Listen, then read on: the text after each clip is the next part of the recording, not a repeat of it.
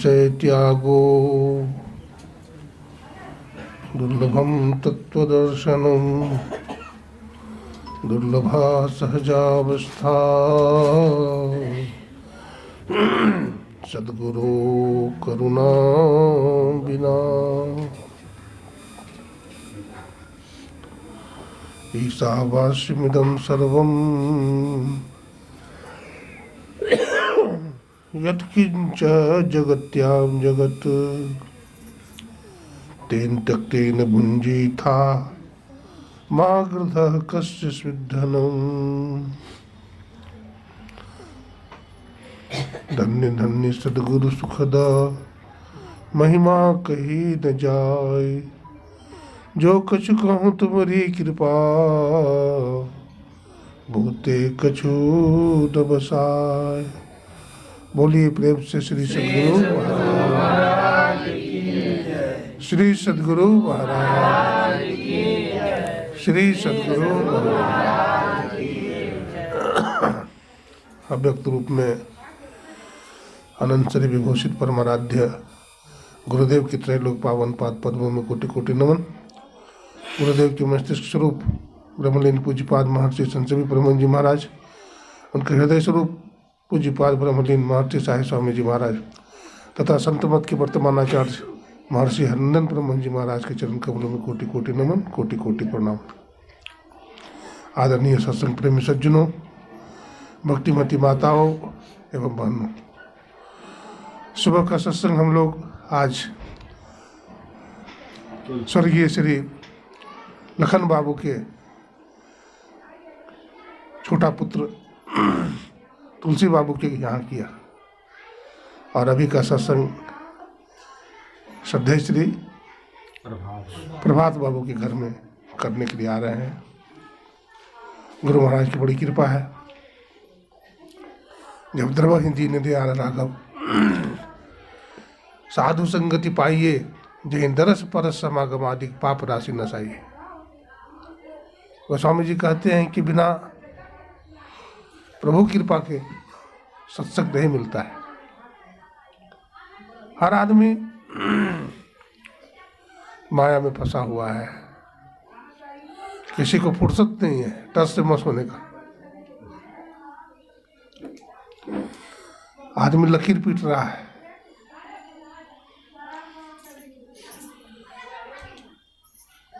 लेकिन सत्संग में आना नहीं चाहता।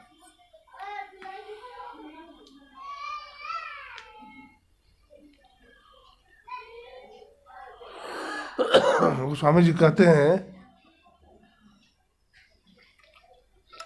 सत्संग गति दुर्लभ संसारा और निमिष दंड भरिए को बारा।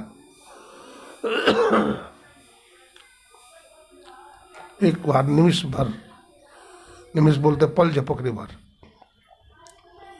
पल झपकने भर का भी सत्संग मिल जाए तो जीव का कल्याण होता है। एक आचार्य रामानुज हुए हैं, वो कहते हैं गाय के सिंग पर, गाय के सिंग पर चाहे राई का दाना ठहर जाए,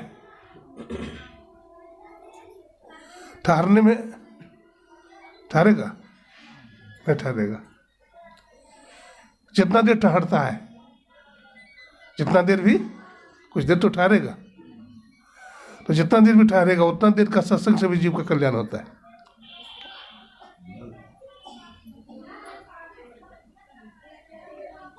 क्योंकि पल में कर दे निहाल भजो साध गुरु है, पल में निहाल करने वाले हैं।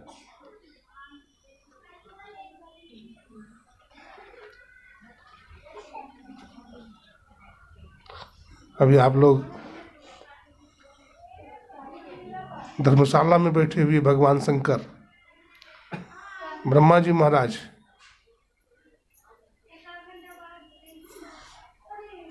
सनकादिक मुनि, देवर्षि नारद और जितने भी बड़े बड़े संत हुए हैं सब बैठे हुए हैं। और उसमें ये विचार रखा गया है कि जीव का कल्याण कैसे होगा। तो इसमें निर्णय आया करिए राम पद पंकज नेहा, श्री राम के चरण कमलों में क्या करना चाहिए? प्रेम करना चाहिए। और तर्क देते हैं, क्या प्रमाण है? श्री राम के चरण कमलों में प्रेम करना चाहिए, क्या प्रमाण है आपके पास? तो कहते हैं श्रुति पुराण सदग्रंथ कहा है, रघुपति भगति बिना सुख नहीं। हमारे श्रुति बने वेद को कहते हैं श्रुति। अब पुराण 18 है, पुराण में पुरानी कथा लिखी, इसलिए उसको पुराण बोलते हैं।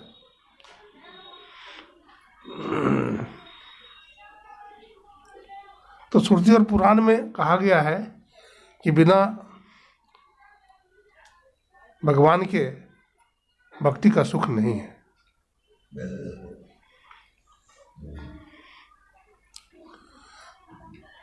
रुमाल दीजिए, तो गर्मी लग रहा है। तो श्रुति और पुराण कहते हैं श्री राम के चरण कमलों में प्रेम करना चाहिए। तो कैसे प्रेम होगा?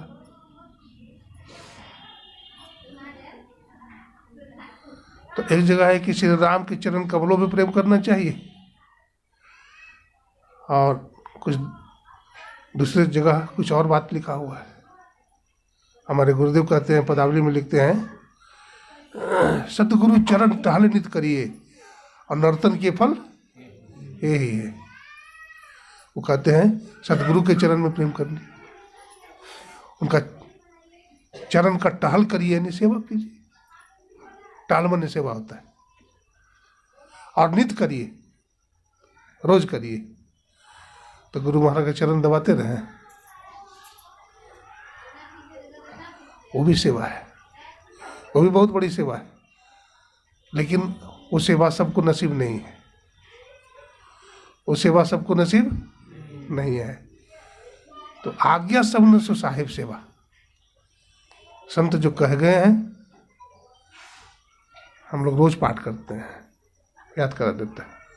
एक सर्वेश्वर पर अचल विश्वास, पूर्ण भरोसा, अपने अंतर में उनकी प्राप्ति का दृढ़ निश्चय रखना, सदगुरु की निष्कपट सेवा, सत्संग और दृढ़ ध्यानाभ्यास, इन पांचों को मोक्ष का कारण समझना चाहिए। विधि है, एक कर्तव्य है, इसको करना चाहिए। और निषेध क्या है?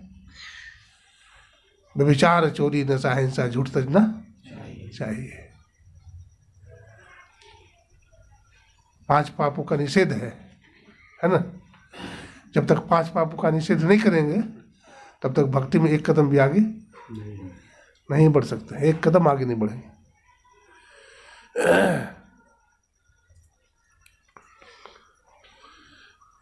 कैसे आगे नहीं बढ़ेंगे? एक बार भगवान श्री कृष्ण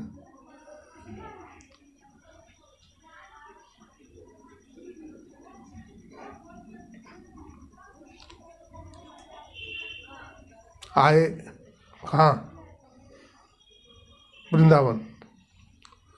तो बहुत सारे ग्वाल बाल गोपियाँ भी भगवान श्री कृष्ण के साथ आए,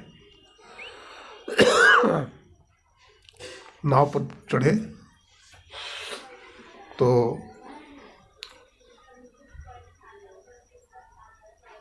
शाम को नाव खुली, शाम को नाव खुली तो केवट जो है, नाव का जो रस्सा होता है ना, वो रस्सा जो बंधा होता है खूटा में, वो खोला ने भूल गया। अब पूरा रात जो है पतवार चलाते रहा। ग्वाल बाल पूछे अब कितना दूर है? तब थोड़ा दूर और रहा है। अब कितना दूर है? तब थोड़ा दूर और रहा है। अब सुबह हो गया, आसमान साफ हो गया, तो देखते हैं कि अरे हम तो जहाँ चले थे वही है। तो क्या हो गया भाई? हम तो रात भर पतवार मांझे। बोला गांठ नहीं खोले थे। गांठ? गांठ खोलिए। गांठ जब तक खोलिएगा नहीं तब तक जहाँ है वहीं रहिएगा। कबीर साहब कहते हैं, करो रे जतन सखी साई मिलन की, और छाड़ो रे सखी लड़कैयाँ खेलन की। है सखी, परमात्मा से मिलने की युक्ति सीखो, हाँ, परमात्मा से मिलने का जतन करो, युक्ति करो। बिना युक्ति का मुक्ति नहीं होगा। संतों की युक्ति होती है और युक्ति से मुक्ति होती है। तो संत की जो युक्ति है, अभी विधि निषेध सुने, क्या विधि है, क्या करना चाहिए, निषेध क्या है, क्या करना चाहिए, क्या छोड़ना चाहिए, क्या पकड़ना चाहिए, इसको बढ़िया से समझ लेना चाहिए और फिर उसके हिसाब से चलना चाहिए। युक्ति से बड़ा बड़ा काम हो जाता है। देखिए, मर्यादा पुरुषोत्तम भगवान श्री राम और दशानन रावण में युद्ध हुआ है, और हम लोग दशहरा मनाते हैं ना, क्या बोलते हैं, दशहरा। हम बचपन में पूछता था दशहरा का मतलब क्या होता है अपना गुरुजी से। हमारे गुरुजी का नाम था गणेश गुरुजी, लोअर स्कूल में पढ़ाते थे। तो मैंने पूछा था गुरुजी दशहरा का मतलब क्या होता है, तो कहते दशहरा का मतलब नहीं जानता है। बोले ना, तो कहते हैं 10 हारा और 1 जीता, मैंने 10 सिर वाला हार गया और 1 सिर वाला जीत गया, भगवान श्री राम। यही दशहरा है। अब रावण के 10 शीश हैं और भुजाएं कितना है, 20। अब परिवार कितना लंबा है, 1 लाख पुत्र 1.25 लाख नाती, जा रावण घर दियो न बाती। क्या मांगू कछु थिर न रहाई, देखत नैन चलो जग जाई।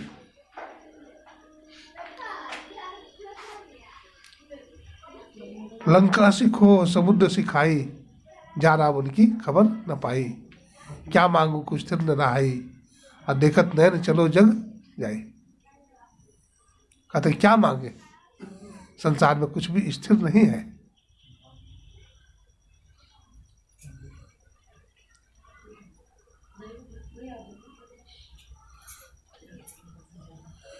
कहते हैं हे प्रभु, आपसे हम क्या मांगे, ये संसार में कुछ स्थिर नहीं है। गुरुदेव लिखते हैं कोई न स्थिर सभी बटोही, सत्य शांति एक स्थिर होही।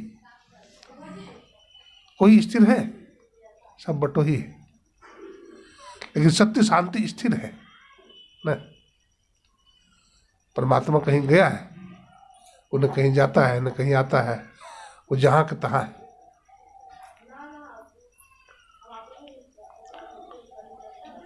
और हम लोग बटोही बटोही आचार्य सो गए न।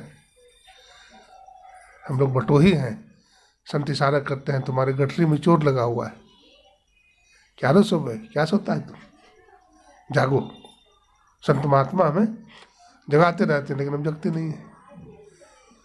सो करके उठते हैं, देखते हैं जहाँ का तहाँ पड़े।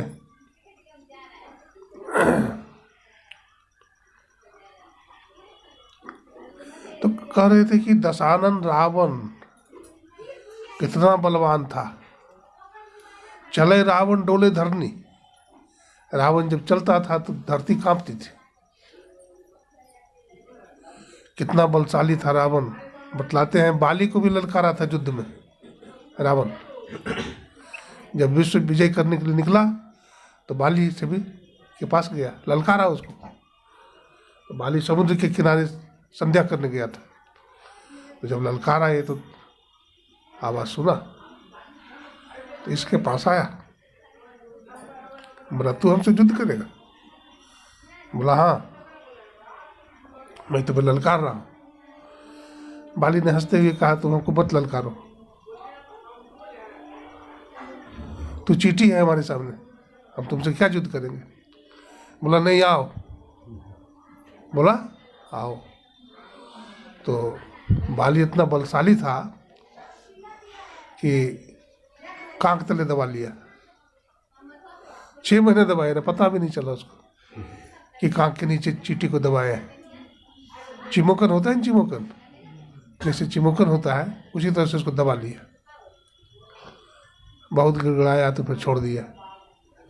बोला जाओ ऐसा किसी वीर को मत ललकारना, तुमसे बड़े बड़े वीर दुनिया में है, तो क्या है। अब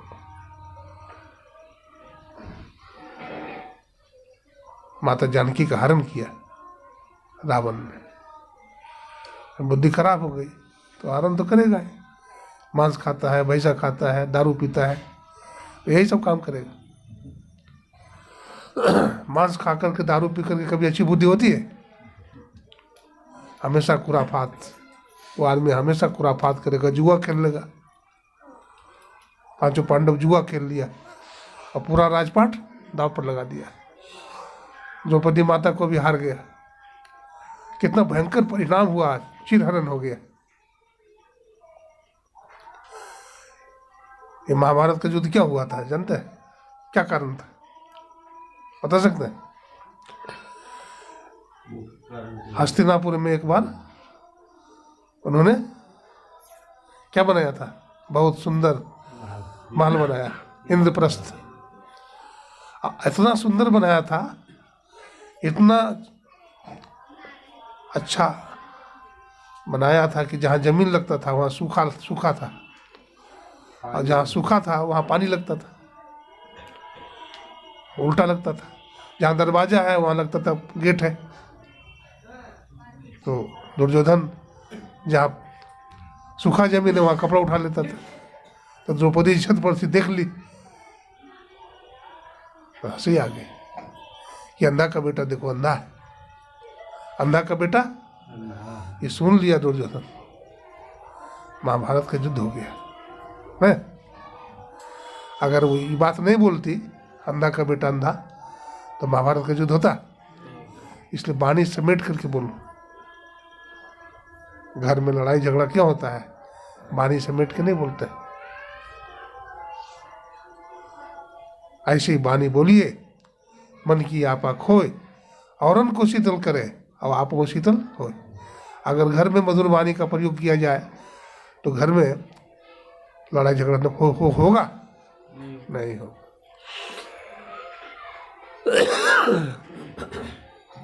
लेकिन हम मीट का जवाब पत्थर से देते हैं।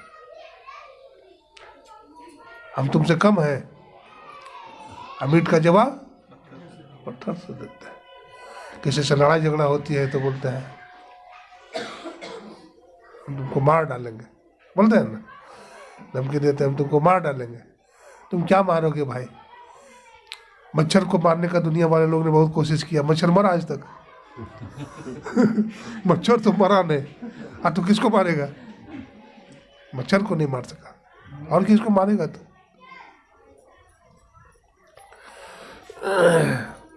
तो भगवान श्री राम की बात कर रहे थे। रणभूमि में प्रभु श्री राम है और रावण के साथ युद्ध हो रहा है, और रावण के पास देवताओं का दिया हुआ विमान है, इंद्र का दिया हुआ विमान। लेकिन भगवान श्री राम को विमान नहीं है, रथ नहीं है। भगवान श्री राम नंगे पांव है, पैर में जूता चप्पल भी नहीं है। विमान की बात तो छोड़ दीजिए। बड़ा मायावी है रावण। घबरा गया विभीषण, बोला प्रभु महा अजय संग्राम रिपु, जीत सके सो जीत। हे प्रभु ये महासंग्राम है, और इस महासंग्राम में आप युद्ध में कैसे जीतेंगे रावण को? रावण बड़ा मायावी है, बड़ा बलशाली है, 10 सिर वाला है, बड़ा बुद्धिमान है, बड़ा बलशाली है, बड़ा लंबा चौड़ा परिवार है, भारी सेना है। आप उसको कैसे जीतिएगा? भगवान श्री राम क्या कहते हैं? सौरज धीरज तेहरथ चाका, धर्मशील दृढ़ पताका। कहते हैं भगवान श्री राम है विभीषण, हमारे पास सौरज है, सौरज समझते हैं, सूरता, और हमारे पास धीरज भी है। तो सौरज और धीरज, जिस रथ के सौरज और धीरज चक्के हैं और सत्यशील जिसकी ध्वजा है, हम उस रथ पर, धर्म रथ पर चढ़ करके युद्ध करेंगे। हमें बाहरी रथ की जरूरत नहीं है, हमें धर्म रथ पर युद्ध करेंगे। ठीक है, रावण के पास रथ है लेकिन हमारे पास धर्म रथ है।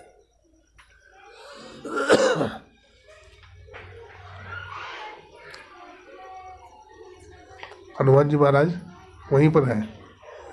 हनुमान जी कहते हैं, प्रभु आप क्यों घबराते हैं? उसके पास रथ है ना, तो आपके पास भी उससे बढ़िया रथ है। तो हनुमान जी क्या करते हैं, प्रभु श्री राम को उठा लेते कंधा पर, कहते प्रभु बैठिए कंधा पर, देखिए उसका रथ भी युद्ध करेगा है, उसका रथ थोड़े युद्ध करेगा रावण का। रावण रथ पर बैठ करके युद्ध करेगा, रथ युद्ध नहीं करेगा। लेकिन आपका ऐसा रथ है कि चलेगा भी और युद्ध भी करेगा।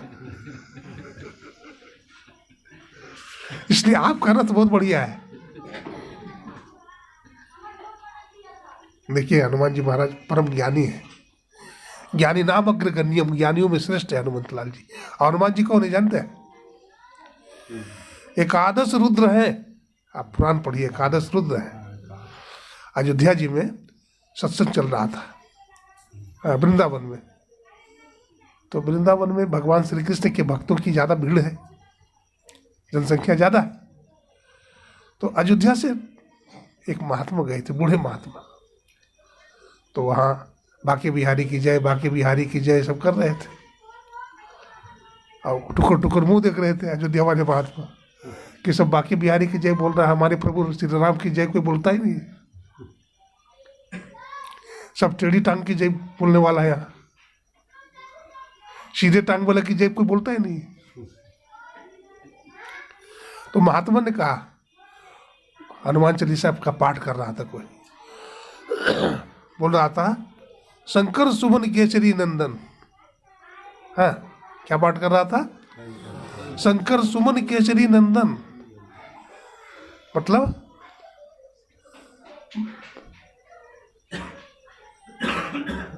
सुमन माने फूल, केसरी नंदन क्या है? शिव जी के चरणों के फूल है। हाँ, महात्मा बोलते हैं, देखो हनुमान चालीसा गलत मत पढ़ो बच्चा, वैसे नहीं लिखा है, शंकर सुमन केसरी नंदन न है, तो क्या लिखा है महाराज? बोले पढ़ो शंकर स्वयं केसरी नंदन। भगवान शंकर केसरी नंदन जो है हनुमान जी खुद भगवान शिव है। हाँ, तो बोला देखो, बड़ी भीड़ को संबोधित करते हुए महात्मा जी बोलते हैं, देखो एक बात सही सही बताओ, हृदय पर हाथ रख करके, हमारे प्रभु श्री राम को जैसे हनुमान जी ऐसा सेवक मिले, भगवान श्री कृष्ण को ऐसा सेवक मिला? कोई भी एक भी बता दो। तो नहीं प्रभु, ऐसा सेवक तो नहीं मिला, हनुमान जी की तरह सेवक भगवान कृष्ण को नहीं मिला।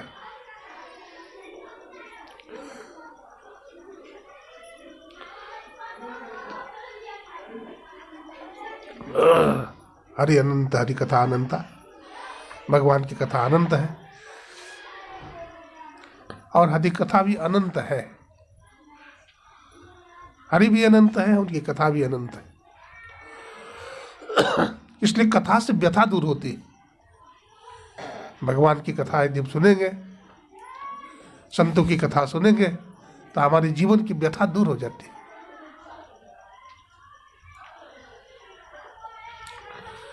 भगवान श्री राम कहते हैं, हे विभीषण, मैं धर्म रथ पर चढ़ करके युद्ध करूंगा। भगवान श्री राम युद्ध करना प्रारंभ करते हैं रावण के साथ, और रावण मायावी रूप धारण करता है, हजारों रावण बन जाता है और बाणों की बौछार करता है, वायुमंडल को अंधेरा कर देता है, कुछ सोचता नहीं, रात हो गया दिन में, और प्रहार करता है छिप करके। जब कई दिन युद्ध का हो गया, राम दल में बहुत सारा सेना मारा गया, घायल हो गया, तो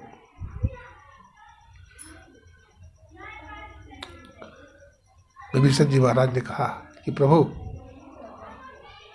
रावण ऐसे नहीं बनेगा, रावण ऐसे नहीं बनेगा, ये बड़ा मायावी है। कहा आप माँ जगदम्बा की पूजा करें, दुर्गा माता की, दुर्गा माता प्रसन्न हो जाएगी। मैं आपको उपाय बताता हूँ। 1000 कमल के फूल से अगर आप दुर्गा माँ की पूजा करेंगे, दुर्गा माता प्रसन्न हो जाएगी, क्योंकि कमल का फूल उनको बड़ा प्रिय है। इसलिए आप पूजन करें। तो फूल कहाँ से आवे? तो हनुमान जी महाराज को भेजा गया। आप फूल कहाँ मिलेगा? तो मानसरोवर में। मानसरोवर गए हनुमान जी महाराज और वहाँ से एक फूल लाए, भगवान श्री राम के हाथ में देते हैं। भगवान श्री राम माँ दुर्गा पर अर्पण करते हैं, फूल पूजा करते हैं। जब पूजा हो गया तो भी माँ प्रसन्न नहीं हुई। जब माँ प्रसन्न नहीं हुई तो रावण को दुर्गा माता अपने गोद में बैठाए हुए, तो भगवान श्री राम नहीं मार सकते। जब तक दुर्गा माता रावण को अपने, रावण का मतलब दुर्गा माता का परम भक्त था वो रावण। भगवान शंकर का भी सब देवता को, देवी देवता को भस्म कर लिया था, ब्रह्मा जी को भस्म कर लिया था।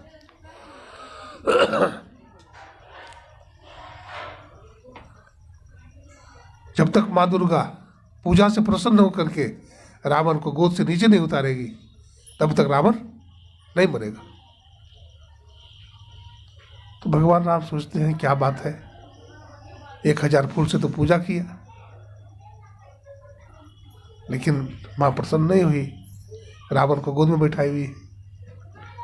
अब भगवान राम निराश हो जाते हैं कि अब लगता है जानकी जी को रावण के चंगुल से हम छुड़ा नहीं पाएंगे। निराश हो गए भगवान श्री राम, उदास होकर के बैठ गए। विभीषण जी महाराज ने कहा, प्रभु आप घबराइए नहीं,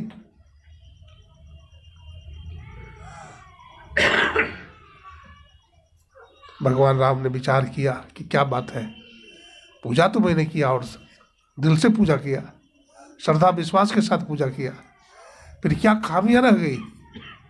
कुछ खामी रही होगी जिससे मां प्रसन्न नहीं हुई होगी। तो गिनती किया भगवान राम ने, तो कितना फूल था? एक फूल कम था।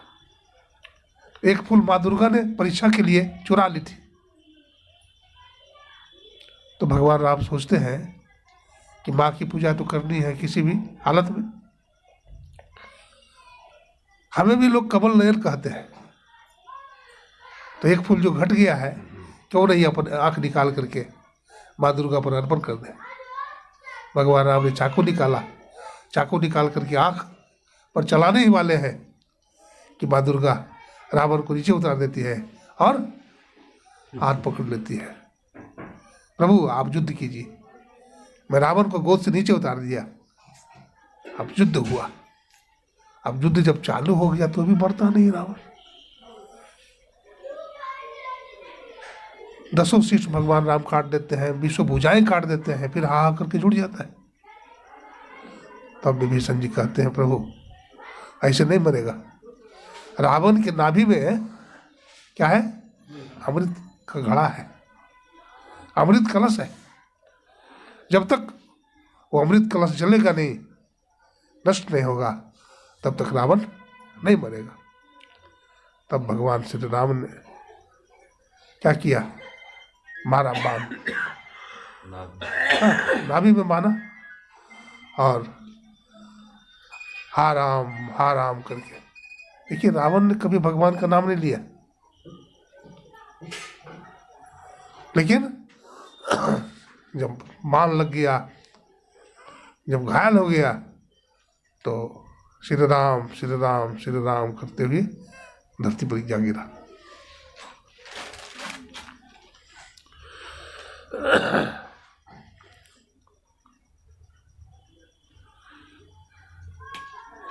भगवान श्री राम का नाम राजा दशरथ ने भी लिया, और लोग भी लेते हैं न। भगवान राम का नाम विभीषण ने भी लिया न। अब भगवान का नाम काल ने भी लिया, ले लिया, लेकिन दोनों का नाम लेने में अंतर था, क्या था? तो केवल नाम लेने से भी नहीं होता है। जीवन में जब कभी घबरा कर तेरा नाम आता है, तेरे रहमत का सहारा काम आता है। शुद्ध भाव से, पवित्र भाव से भगवान का नाम लीजिए, तब अंतःकरण पवित्र होगा, तब परमात्मा का साक्षात्कार होगा।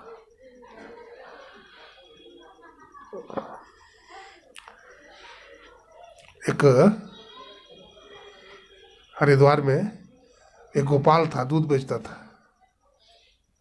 सुबह सुबह देखता था, जब गंगा जी जाता था तो देखता था सुबह सुबह वो मोटरसाइकिल में वो लटकाए हुए 2-3 अंडा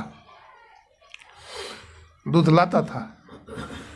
तो हम लोग स्नान कर रहे थे तो वो ला के रखा। एक दिन तो देखा कि दूध लाया है, अंडा दूध का।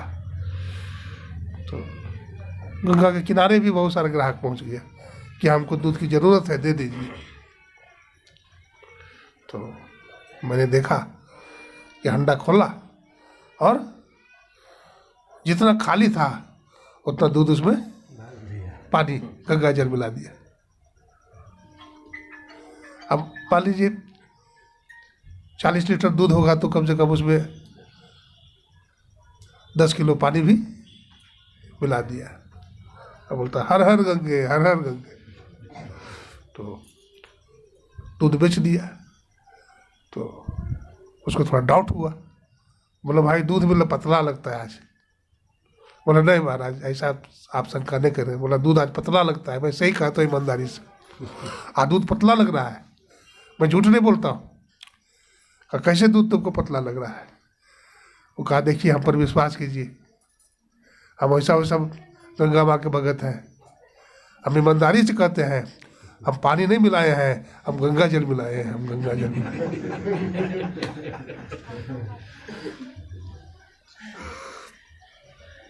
मैंने कहा पारे भगत, ये भगत है कि ठगत है?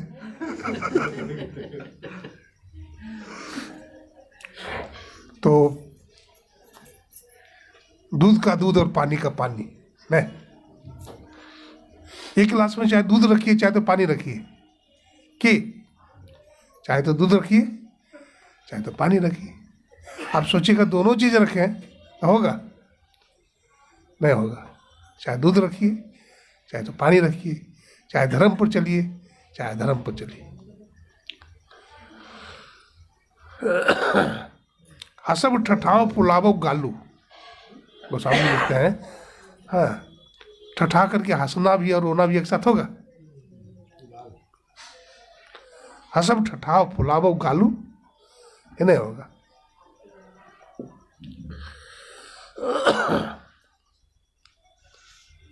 भगवान राम ने मारा रावण को। देखिए रावण जो था ना, रावण का हृदय भी विशाल था, बड़ा बलवान था। एक बार पाताल गया। कौन? रावण। बहुत बड़ा ज्योतिषाचार्य था रावण। हाँ, आगे पीछे की बात जानता था, आगे पीछे की बात जानता था। अब 33 करोड़ देवी देवता को बस में कर लिया था रावण।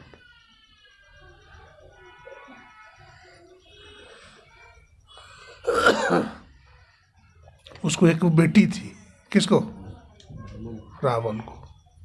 बड़ी गुणवती थी, बड़ी बुद्धिमती थी। तो रावण की बेटी है तो बुलाया, बड़ी बड़ी देवियों को बुलाया, कि इसका हस्तरेखा देखो। विधाता ब्रह्मा जी को बुलाया, नहीं ब्रह्मा, हमारे बेटी का हाथ देखो और इसका भाग्य बताओ, इसकी शादी कैसे घर में होगी, इसका भाग्य कैसे रहेगा। तो ब्रह्मा जी महाराज ने अपना दाढ़ी हिलाते हुए कहा, सुनो रावण, तुम्हारी बेटी की शादी, इसका मुहूर्त अच्छा नहीं लग रहा है, तो इसकी बेटी की शादी तुम्हारे घर में जो भंगी है ना, उसका लड़का से होगा। अब तो आग बबूला हो गया, बोला दाढ़ी उखाड़ लेंगे तुम्हारा। क्या बोलता है, दाढ़ी पर हाथ पड़ता है, तुमको डर नहीं है। मैं रावण हूँ, रावण, धरती आकाश पाताल में हमारा राज्य है। बुड्ढे ठीक से देखो, बढ़िया से, तुम्हारी बुद्धि सटिया गई है, बढ़िया से देखो, बताओ।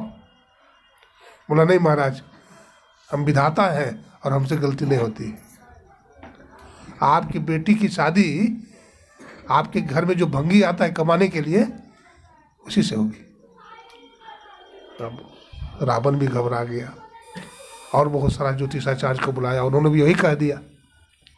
वो डर गया। तो बोला कि अरे भाई, भंगी जो है उसको एक ही को बेटा है, पता लगाया रावण। बोला ठीक है, इसके साथ शादी हमारी बेटी की तो तभी होगी जब वो जिंदा रहेगा, न रहेगा बांस न बजेगी बांसुरी। इसको अगर मार देंगे तो शादी तो उसके साथ तो नहीं हो सकेगी। तो वो सोचा, योजना बना लिया, इसको मरवा देंगे। उन्होंने क्या किया, योजना बना लिया। बोला देखो, उसका बेटा पढ़ता था कहीं बाहर में। बोला जब घर से बाहर निकले तो इसको पकड़ के जल्लादों को कहा जंगल में ले जाना, जंगल में ले जाना। लेकिन वो लड़का बड़ा सुंदर था, जो डोम का बेटा था, बड़ा सुंदर था और बड़ा भोला भाला था। तो जवान था, तो उसकी शादी तय हो रही थी एक घर में। वो राजा था। तो जल्लाद जो पकड़ लिया, उसको ले जा रहा था मारने के लिए। तो जल्लादों को समझाया कि भाई इसको क्यों मारता है, ये क्या बिगाड़ा है। अरे कुछ भी दुश्मनी होगा तो इसके बाप के साथ होगा, उसका बेटा क्या बिगाड़ा है, इसको क्यों मारता है तुम, इसको मारने से पाप लगेगा तुमको, जीव की हिंसा मत, इतना बड़ा पाप मत कर तुम। बोला एक काम करो। बोला क्या करें फिर बताओ। बोला देखो, इसकी अंगुली काट दो, एक दाया पैर की अंगुली काट दो, छोड़ दो। ऐसा है किया, उसको दाहिना पैर की अंगुली काट दिया, जंगल में जो छोड़ दिया। तो लड़का भक्त भी था भगवान का, बहुत पूजा पाठी था, डोम का बेटा। तो विधाता की जो पत्नी विधात्री है, उन्होंने रक्षा किया उसको जंगल में, उसको पढ़ाया लिखाया, उसको योग्य बना दिया। अब पानी का जहाज चलाने लगा, वो इंजीनियर बन गया, पानी के जहाज का इंजीनियर बन गया। उसका नाम था विधात्री। क्या नाम था? विधात्री का बेटा विधाता। क्या नाम था? विधाता। हाँ, विधाता नाम था। बहुत सुंदर, बहुत तेजस्वी, बहुत गुणवान। अब उसकी ख्याति फैल गई पूरी दुनिया में, रावण तक ख्याति पहुंच गई। तो रावण उसको देख करके खुश हो गया, बोला हमारी बेटी के लायक बर यही है, इसी से हम विवाह करेंगे। तो अपनी बेटी के लिए शादी की पूरी व्यवस्था किया, इंतजाम किया। बहुत बड़ा बारात आई उसके घर में, शादी विवाह संपन्न हो गया। रावण बहुत प्रसन्न है, खुश है। अब रावण विधाता को बुलाता है, ब्रह्मा जी महाराज दर्शन दीजिए, वरदान आशीर्वाद दीजिए हमारी बेटी को। इंद्र को बुलाया, बोला आप ही लोग कहते थे ना कि आपकी बेटी की शादी जो है डोम का बेटा से होगा, मैंने भाग को बदल दिया ना, कांटा को अलग कर दिया ना। कहते हैं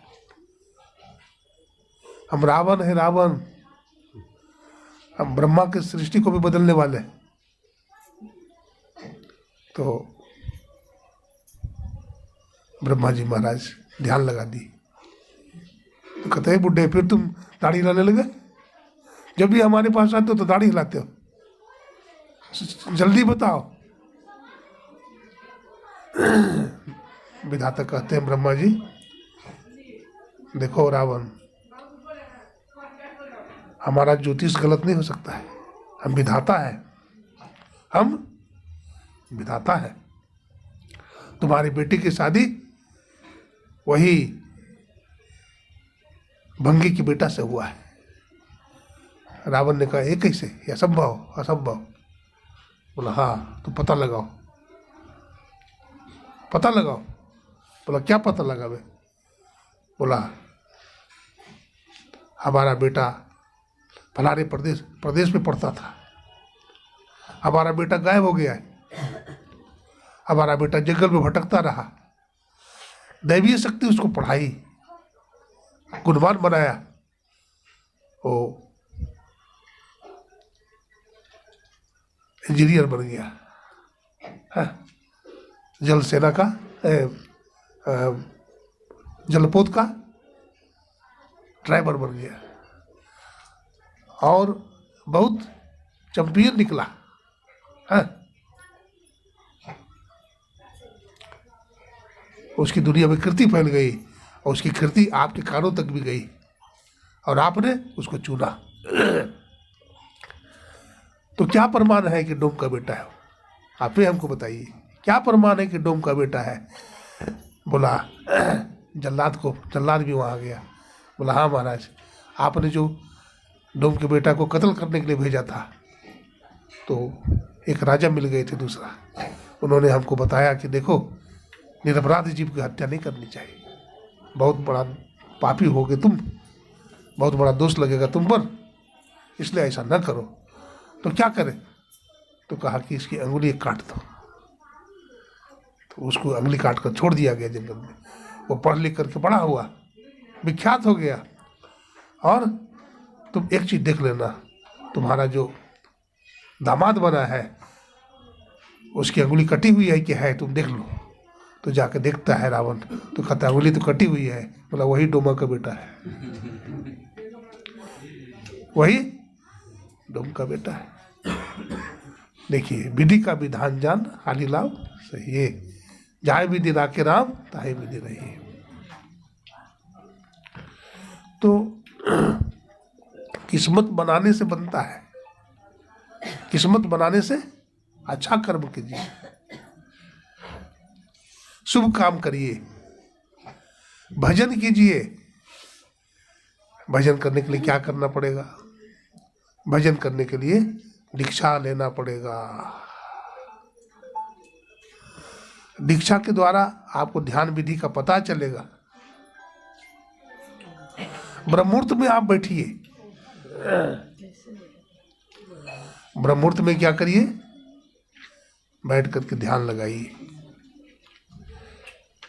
तो ब्रह्ममुहूर्त में बैठने के लिए हमारे ऋषि मुनि ने बार बार क्यों कहा कि ब्रह्ममुहूर्त में बैठना चाहिए? आप भागवत महापुराण पढ़िए तो उसमें आया है, ब्राह्मे मुहूर्ते उत्थाय वायुर्पस्पृश्य माधव दद्यो प्रसन्न कर्ण आत्माना तमसा परम। भगवान श्री कृष्ण भी ब्रह्ममुहूर्त में जग करके अपने माया तीत स्वरूप का ध्यान करते थे, तो उस समय भगवान का रोआ रोआ प्रसन्नता से खिल जाता था। और वन में जाए गुरु बंदन किन्ना, संध्या किन्ना। विश्वामित्र मुनि श्री राम लक्ष्मण को जब पैर दबा रहे थे तो बोला संध्या हो गई, आप जाओ दोनों भाई संध्या करो।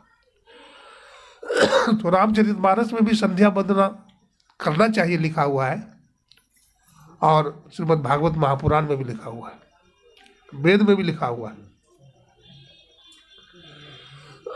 वेद में भी लिखा हुआ है। हमारे गुरुदेव भी कहते हैं कलयुग में, क्या कहते हैं? सांझ भये गुरु सुमिरो भाई, सुरत अधर ठाराई। शाम का समय हो गया है, अब संध्या कीजिए, ध्यान कीजिए। ध्यान करने में बड़ी सावधानी है। शरीर गर्दन मस्तक को सीधा करके बैठना चाहिए। आंख पर जोर नहीं लगाना चाहिए, आंख पर जोर नहीं लगाना चाहिए। खान पान को पवित्र रखना चाहिए। खान पान भी अगर पवित्र नहीं है, दूषित है, तो मन भी दूषित हो जाएगा। अरे और तो और भीष्म पितामह का मन दूषित हो गया, नहीं हो गया? महाभारत के युद्ध जो हुआ तो चीरहरण हुआ, किसका? द्रौपदी का। आज अर्जुन के बाणों के प्रहार से भीष्म पितामह धरती पर पड़े, बाण की सज्जा पर पड़े हैं। पांचों पांडव जाता है वहां दर्शन करने के लिए भीष्म पितामह का। अब भीष्म पितामह बड़ा सुंदर उपदेश करते हैं, और द्रौपदी जी हंसने लगती, तो रुक जाते हैं भीष्म पितामह। तो अर्जुन पूछता है कि भगवान आप रुक गए? बोला हाँ। द्रौपदी हंसी क्यों? बेटी द्रौपदी बताओ तुम क्यों हंसी? बोला भगवान हम हंसे तो हंसे, आप बोलते जाइए। बोला नहीं, तू क्यों हंसी? सम्राट परिवार की महिला है, तू सुलक्षणी है, लक्ष्मी स्वरूपा है, तू हंसी क्यों? तू पतिव्रता नारी है, बताओ क्यों हंसी? तो कहा पितामह, जब हमारा चीरहरण हुआ था उस समय आपका ज्ञान कहाँ था? जब हमारा एक कबला का चीरहरण हो रहा था तो उस समय आप कुछ बोला नहीं, आपके सामने मैं हाथ जोड़े खड़ी रही, आपने कुछ नहीं बोला। उस समय आपका ज्ञान कहाँ गया था? जो आज इतनी लंबी लंबी ज्ञान आज सुना रहे हैं। कहा देवी, उस समय मैं पापी का अन्न खाया था, दुर्योधन का, तो उस अन्न के प्रभाव से हमारा मन दूषित हो गया था। तो देखिए साधक को अन्न जो है कितना सावधानी के साथ ग्रहण करना चाहिए। पवित्र कमाई का धन खाना चाहिए। हमारे गुरु महाराज ने कहा, जीवन बिताओ स्वावलंबी भरम भाड़े फोड़कर, असंतों की आज्ञा है ये में ही मात धर चल छोड़कर। कबीर साहब थे ना, अपना परिश्रम कर अन्न खाते थे। हाँ, अब कितने संतोषी थे कबीर साहब, गुरु नानक साहब बहुत संतोषी थे। एक जगह गए गुरु नानक साहब, तो उनके बड़े बड़े शिष्य थे जमींदार, तो कहा हम भोजन कराएंगे। एक गरीब किसान था, बोला हम कराएंगे। तो एक मालपूड़ा ले आया। अब दोनों हट कर लिया, हम खिलाएंगे तो हम खिलाएंगे। तो गुरु नानक साहब बोले चलो दोनों की बात रह जाएगी, दोनों ले आना। तो ये जो जमींदार था मालपूड़ा ले आया, और जो गरीब किसान था वो बेचारा साग रोटी ले गया।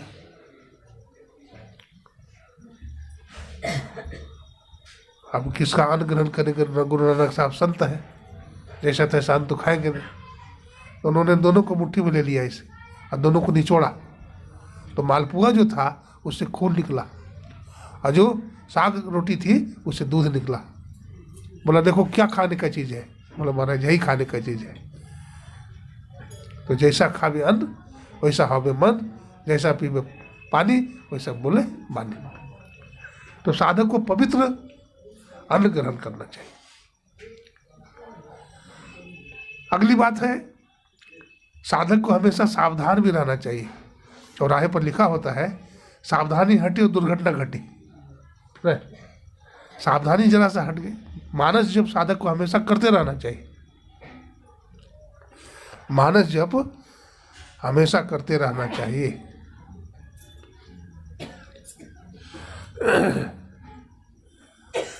अपनी भगतिया, गुरुदेव कहते अपनी भगतिया सतगुरु साहब मोही कृपा कर देही हो। और जुगन जुगन भव भटकत बीते, अब भव बाहर ले हो। पशु पक्ष कृमि आदि की जोनिन में भर में बहुत बार हो। नर्तन अब ही कृपा कर दिनो, अब प्रभु करो उबार हो। हरहूँ भव दुख देहूँ अमर सुख। हाँ, अंत में कहते हैं मैं ही के यही अर्ज हाल हो। हाँ, तो भक्ति हम मांगे। हाँ, गुरु महाराज कहते थे देखो भक्ति में 3 चीज है, स्तुति, प्रार्थना और उपासना। स्तुति कहते गुणगान करने को, हम लोग भी स्तुति करते हैं सुबह में, प्रातःकालीन स्तुति करते हैं, सब चतु क्षरा परापरा। उसमें ईश्वर की सर्वव्यापकता का वर्णन है, ईश्वर के स्वरूप का वर्णन है। फिर हम लोग उपासना करते हैं, प्रार्थना करते हैं। प्रार्थना मैंने मांगना होता है। हम लोग भी सदगुरु से कुछ मांगते हैं, प्रेम भक्ति गुरु दीजिए मांगते हैं ना, प्रेम भक्ति मांगते हैं। और उपासना करते हैं उनकी। उपासना का मतलब होता है नजदीक आसन, उपासना का मतलब होता है सदगुरु के पास। हम लोग उपासना करते हैं, सदगुरु के पास जाते हैं। मानस जप करते हैं तो सदगुरु के पास जाते हैं, मानस ध्यान करते हैं तो सदगुरु के पास जाते हैं, दृष्टि साधन करते हैं, नादन अनुसंधान करते हैं, एकम एक हो जाते हैं। तो हम लोग उपासना भी करते हैं। ये जीव को परमात्मा बनने का उपाय संत महात्मा बतलाते हैं।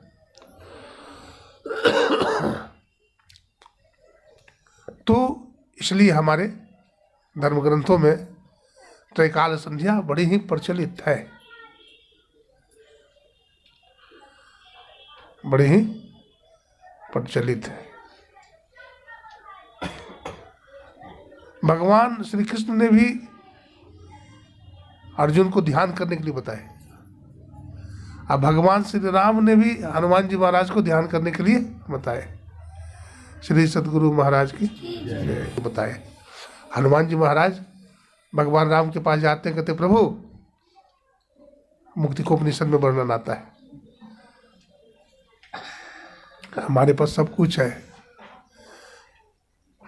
पूरा वेद, उपवेद, 6 शास्त्र, भूत विद्या, नक्षत्र विद्या, छत्र विद्या, हाँ सब विद्या कंठस्थ है, लेकिन हमारे मन में शांति नहीं है। भगवान राम क्या उपदेश करते हैं? आदित्य चतुरो वेदान सर्वशास्त्र निक्षा ब्रह्म तत्व ना जानाती और दर्भी पाक रसम यथा। चारों वेद को कोई रट लिया हो, सारे शास्त्रों को कंठ कर लिया हो, लेकिन ब्रह्म तत्व को न जाना हो तो कैसा है? जैसे कलछी से हम लोग दाल चलाते हैं डब्बू से, लेकिन उसके स्वाद को नहीं जानता है। ठीक उसी प्रकार से यदि हम उस ब्रह्म तत्व को नहीं जानेंगे, परमात्मा को नहीं जानेंगे, तो हम कुछ नहीं जाने। तो कहते हैं कि भगवान राम कहते हैं अन्वेष्टम तु प्रयत्नेन मारुते ज्योतिरांतरम। हे वायुसुत, वायुसुत हनुमान जी को कहा गया, वायु के पुत्र है। हाँ? हे वायुसुत, अति यत्नवान होकर अंतर की ज्योति की खोज करो। देखो भगवान राम भी हनुमान जी से क्या कहते हैं? अंतर की ज्योति की खोज करो। और गुरुदेव भी कहते हैं खोज करो अंतर उजियारी, और दृष्टिवान कोई देखा है, और गुरु भेदी का चरण सेव कर भेद भक्त पा लेता है। तो अंतर में जो ज्योति है उसको खोजिए, है ना। अंतर की ज्योति, हम आंख बंद करते तो अंधेरा दिखता है ना। और कितना अंधेरा दिखता है बता सकते हैं आप? हाँ, केवल लगता है कि पहाड़ है। मूसा ने कहा मैंने आंख बंद किया और काला पहाड़ सामने में आया। गुरु की जुक्ति से मैं ध्यान करता रहा, तारा आया, तारा चकनाचूर हो गया।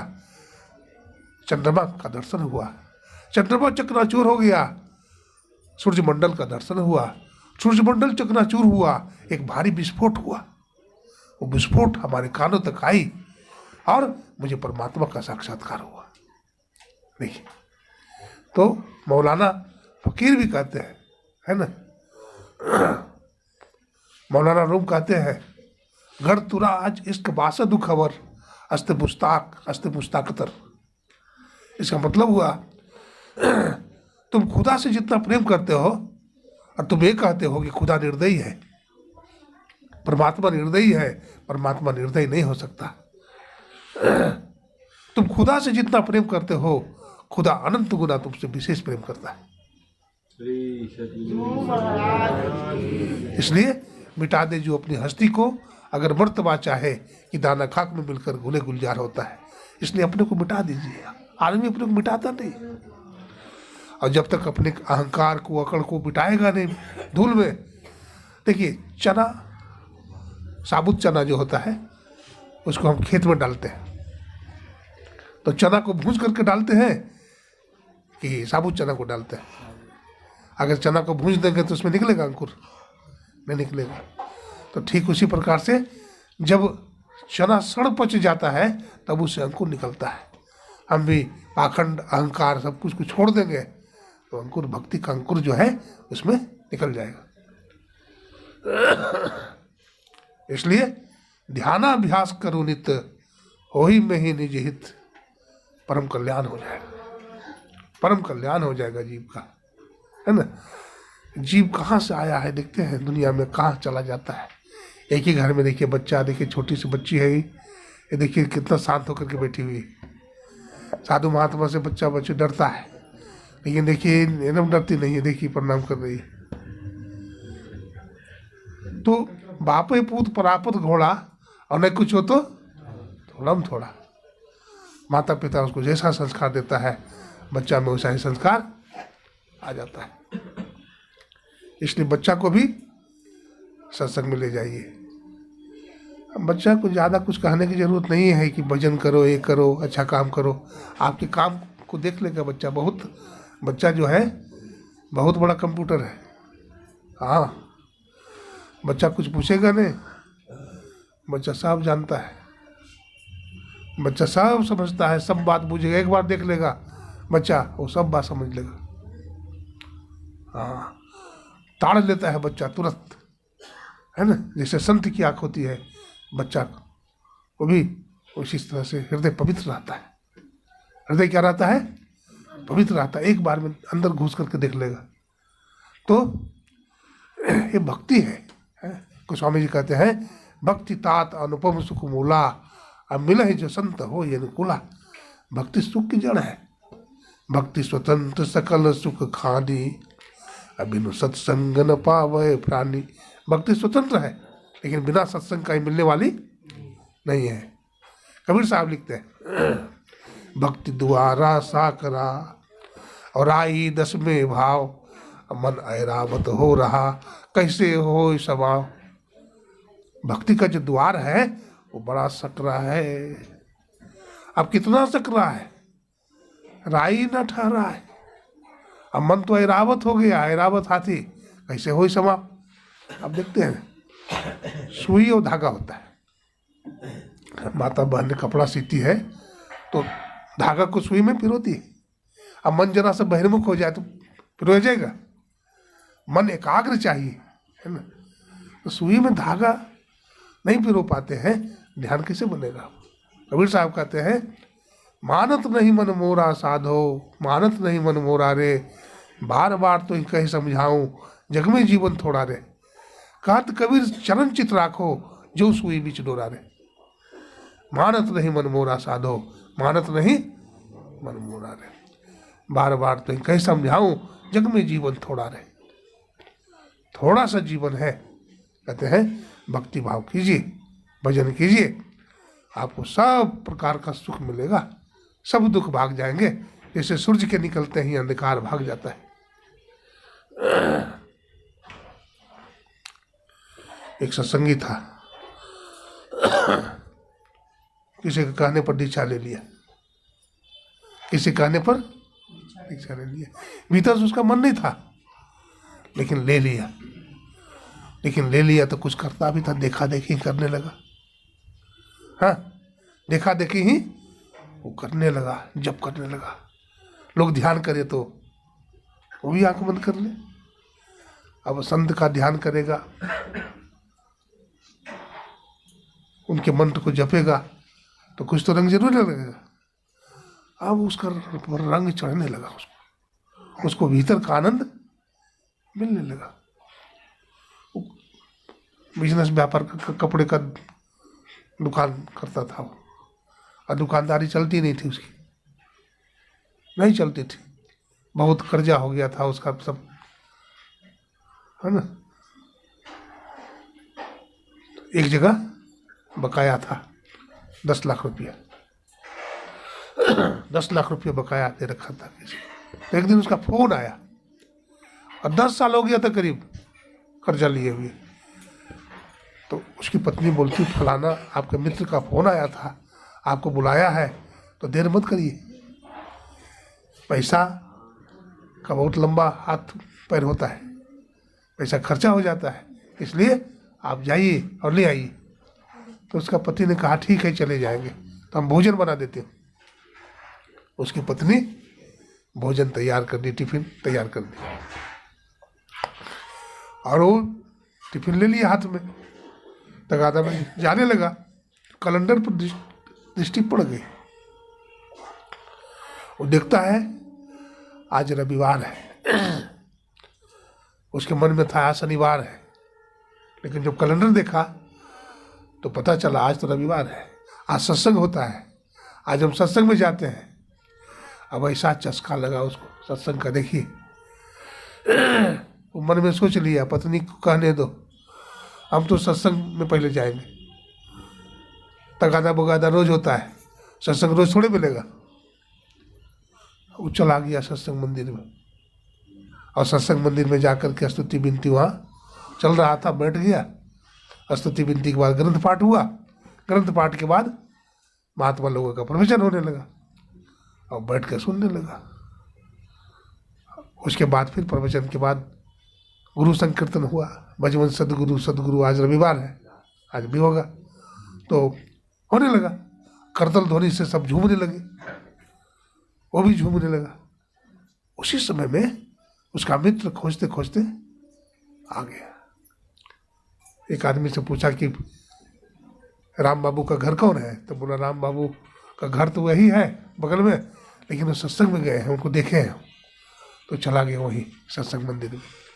तो राम बाबू तो झूम रहे थे, एकदम कीर्तन कर रहे थे, तो बगल में जाके बैठ गया ये, और 10,000 जो रुपया लाया था वो बंडल जो है झोला में रखा उनके पास, और इशारा किया कि मित्र अपना पैसा संभालो, 10 लाख रुपया ले आया।